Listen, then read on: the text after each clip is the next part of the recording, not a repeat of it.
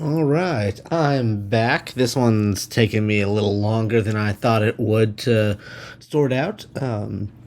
What I'm going to be showing in this video ultimately is loading in your own sounds into Wise in order to use in a game, and then I'll have a follow-up on Wednesday of just using some of the effects and things like that and exploring that side of things. So that's what we're focusing on, and this one just had some annoying hiccups here. So if you are in Wise and we are in the designer view, that's the default one that pops up.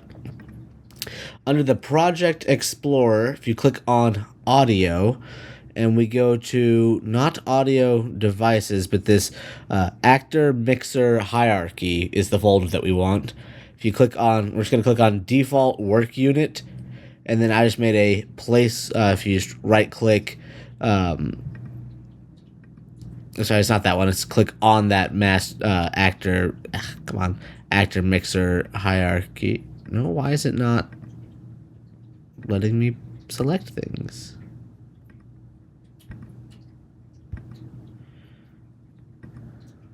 What just happened? Maybe that was it. Yeah, that was it. Okay.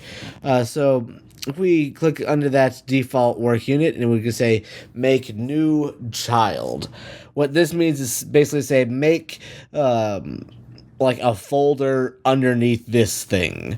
Oh, if we said make a new parent, it would basically be like put this thing in a new folder kind of a situation. So if we say make new file and we're going to make a virtual folder, that's how I made my placeholder test. You can also make other containers and things like that. I don't think I'll use this one for this example, so I'm actually just going to delete that one. From there, under that placeholder test, I just pulled the most recent sound file I had, which was a little test mix for a other unrelated project from last semester, and I just dragged and drop it right into here, and that opens up the there it is, the import, the audio file importer. So we say, hey, create new objects. You can set up where things get saved, where it's saved in the folder, all that kind of stuff. The file info will populate here, and we say, okay, that's cool, and then it loads it up there. And then if I click on it, we get a lot of different information here. So let's focus on general settings first. But here's where we can play around with stuff. So I'm just gonna play it. This is I'm gonna talk over it, but just a track. Did some basic mixing on, but here we can pull things down, make it quiet. Maybe we want to increase that low pass filter. There's also a high pass filter, but when they're both up, it's pretty much gone.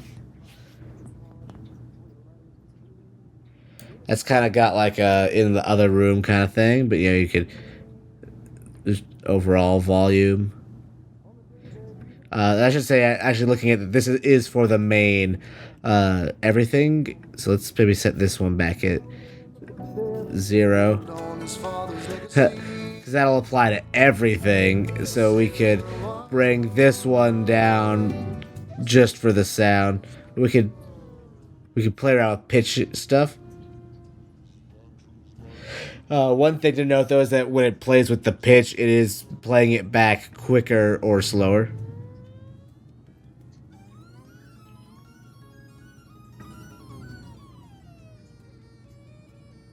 So again, we're now much further in that audio file because we played with that pitch and that playback.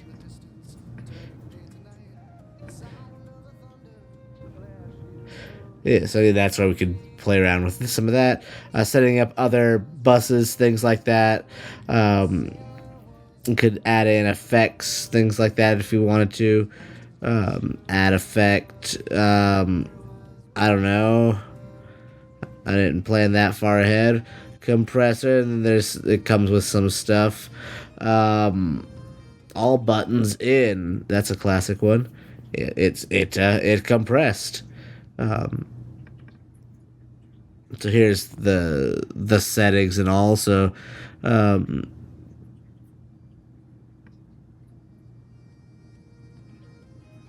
Now we can just actually hear a bit of something in the background. But again, we can just add in effects, things like that. It's handy. Um, let's hop back. How do I get back?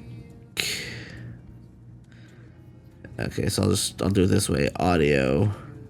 There's the audio. So is that positioning? So center percent. So we can like change how it's in the mix if you're able to hear it.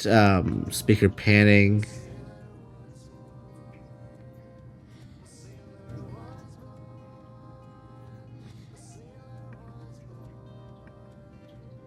I can't really tell a difference, at least in my headphones.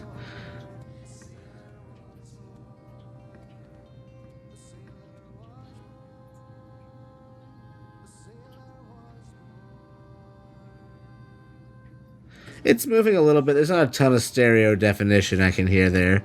But we haven't played around a lot, but you can play with attenuation, things like that.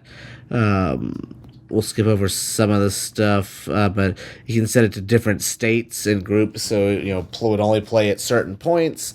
Super handy that way.